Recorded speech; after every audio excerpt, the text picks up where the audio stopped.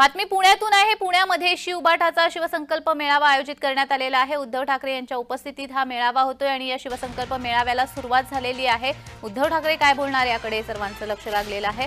विधानसभा निवडणुकीच्या पार्श्वभूमीवर हा मेळावा आयोजित करण्यात आलेला आहे, त्यामुळे या मेळाव्याला महत्त्व आलेलं आहे आणि या शिवसंकल्प मेळाव्याला आता सुरुवात झालेली आहे।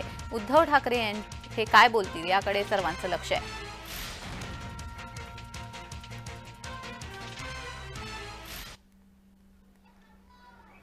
सुरेश भोर यांना आणि तालुका प्रमुख दत्ता गंजाळे यांनी इथे एक बॅनर लावलाय।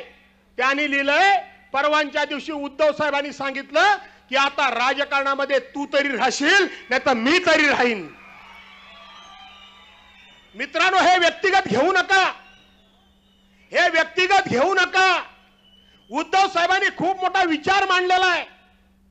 आज उद्धव साहेबांसारखा सुसंस्कृत माणूस, सभ्य माणूस, शांत माणूस, सगळ्यांशी अगदी समन्यायाने वागणारा माणूस हा एका बाजूला आहे आणि दुसऱ्या बाजूला कैलासवासी आमचे वसंतराव नाईक यांच्यानंतर 5 वर्ष मुख्यमंत्री पद शिवसेनेच्या साक्तीनं, शिवसेनेच्या बळावर, शिवसेनेच्या मदतीनं आणि शिवसेनेच्या सपोर्टनं 5 वर्ष भूषवलेला हा देवेंद्र